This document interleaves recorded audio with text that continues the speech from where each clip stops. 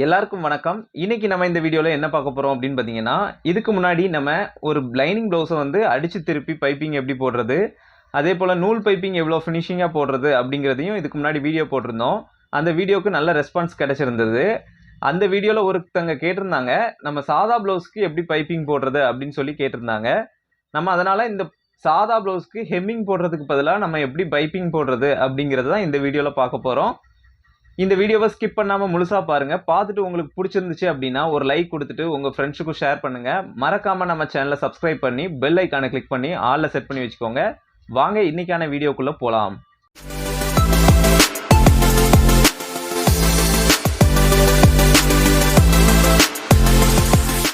இப்போ பார்த்தீங்கன்னா நம்ம பைப்பிங்க்கு தேவையான துணியை வந்து வெட்டி எடுத்துக்கலாம். இப்போ நீங்கள் பைப்பிங் போட போறீங்கனாலும் சரி, எம்மிங் போடுறதா இருந்தாலும் சரி, கழுத்து வந்து பேக்கில் ரவுண்ட் நெக்கோ அல்லது வளைஞ்சு வர்றதா இருந்துச்சு அப்படின்னா கண்டிப்பாக நீங்கள் கிராஸ் பீஸ் எடுத்துக்கோங்க. ஸ்ட்ரெயிட்டாக வந்துச்சு அப்படின்னா பேனக்கு அந்த மாதிரி வந்துச்சு அப்படின்னா நீங்கள் வந்து ஸ்ட்ரெயிட் பீஸ் எடுத்துக்கோங்க.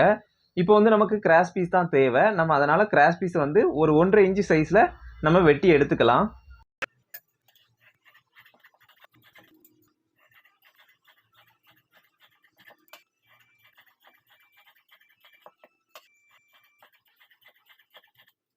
அவ்வளோ லென்த்துக்கு தகுந்த மாதிரி நீங்கள் கிளாத்தை வெட்டி எடுத்துக்கோங்க. கிராஸ் பீஸ் எடுத்ததுக்கு அப்புறமா இந்த மாதிரி கிராஸ் கரெக்டாக நம்ம இந்த ஜாயிண்ட் ஆகுறது பார்த்தீங்களா, அந்த ஜாயிண்ட் ஆகுறதுலேருந்து இந்த ஜாயிண்ட் முடிகிற வரைக்கும் நம்ம தையல் வந்து கிராஸாக போட்டு எடுத்துக்கலாம், ஜாயின் பண்ணிக்கலாம்.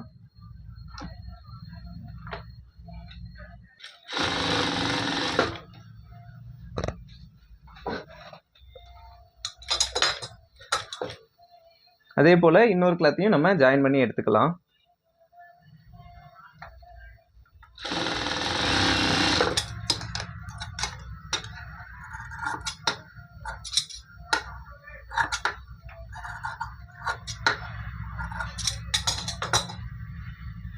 இப்போ நம்ம ஜாயின் பண்ணி எடுத்தாச்சு. ஜாயின் பண்ணதுக்கப்புறமா இந்த மாதிரி தான் இருக்கும். இப்போ நம்ம ஒன் சைடு மட்டும் ஒரு 1/4 இன்ச்சுக்கு நம்ம மடித்து அடிச்சுக்கலாம்.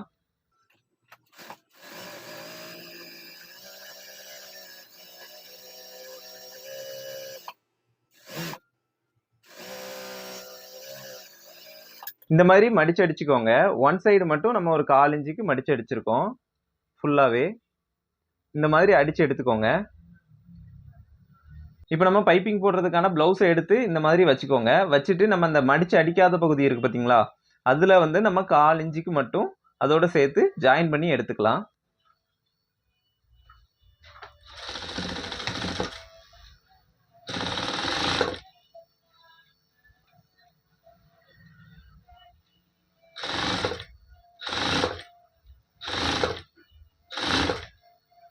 நீங்கள் இந்த மாதிரி தைக்கும்போது வந்து கரெக்டாக இந்த கிளாத்தை வந்து நீங்கள் இழுத்துறக்கூடாது. இந்த கழுத்து பீஸை வந்து இழுத்துறக்கூடாது.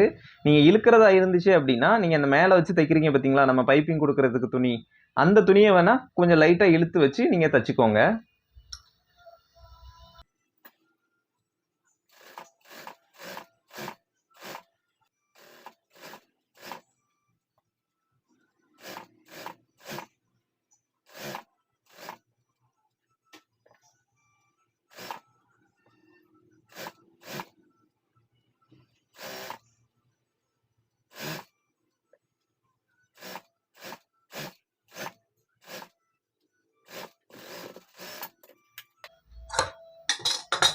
இப்போ வந்து நம்ம 1/4 இன்ச்சு வந்து அடித்து எடுத்துட்டோம் இந்த மாதிரி.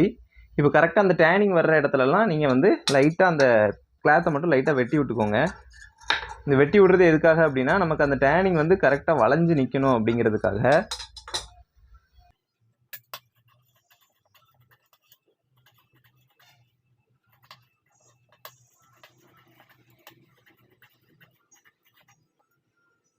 இப்போ வந்து நம்ம உருட்டி தைச்சிடலாம். உருட்டி தைக்கும்போது கரெக்டாக இந்த மாதிரி ஊக்குப்பட்டி சைடு எடுத்துக்கோங்க. எடுத்து கரெக்டாக இதை வந்து உள்ளே வச்சு மடித்து விட்டு கரெக்டாக கீழே உள்ளதை துணியை வந்து நல்லா உருட்டி விட்டுக்கோங்க.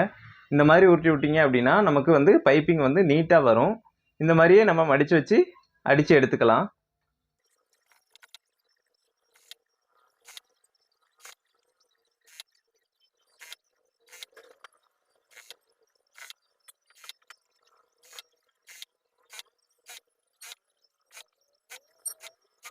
கடைசியாக முடிக்கும்போது இந்த சைட்லேயும் உள்ளே மடித்து நம்ம ஃபினிஷ் பண்ணிக்கலாம்.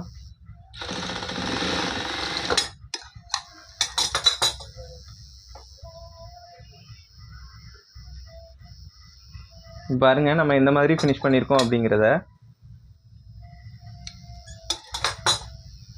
நம்ம ஒரு 1/4 இன்ச் விட்டு ஒரு தையல் வந்து போட்டு எடுத்துக்கலாம்.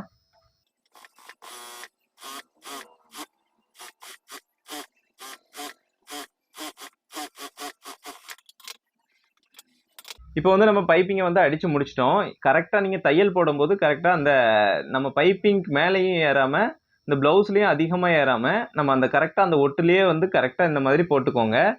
நீங்கள் போட்டிங்க அப்படின்னா உங்களுக்கு இந்த மாதிரி ஃபினிஷிங் வந்து நல்லா கிடைக்கும். அதே போல் நான் இந்த 1/4 இன்ச் விட்டு தையல் போட்டிருக்கேன். இந்த 1/4 இன்ச் தையல் போடாமல் நீங்கள் வந்து உள்ளே வந்து ஹெம்மிங் பண்ணி விட்டீங்க அப்படின்னா இன்னும் கொஞ்சம் நல்லா நீட்டாக இருக்கும். இந்த தையல் வந்து வெளியே தெரியாது. நீங்கள் இந்த மாதிரி ஃபினிஷ் பண்ணி கஸ்டமருக்கு கொடுத்தீங்க அப்படின்னா அவங்களுக்கு ரொம்பவே சாட்டிஸ்ஃபைடாக இருக்கும். கண்டிப்பாக நீங்களும் இதை மாதிரி ட்ரை பண்ணி பாருங்கள். ட்ரை பண்ணி பார்த்துட்டு எப்படி வந்துச்சு அப்படிங்கிறத கமெண்டில் சொல்லுங்கள். அண்ட் இந்த வீடியோ பிடிச்சிருந்துச்சு அப்படின்னா ஒரு லைக் கொடுத்துட்டு உங்கள் ஃப்ரெண்ட்ஸுக்கும் ஷேர் பண்ணுங்கள். மறக்காமல் நம்ம சேனலை சப்ஸ்கிரைப் பண்ணி பெல் ஐக்கானை கிளிக் பண்ணி ஆலில் செட் பண்ணி வச்சுக்கோங்க.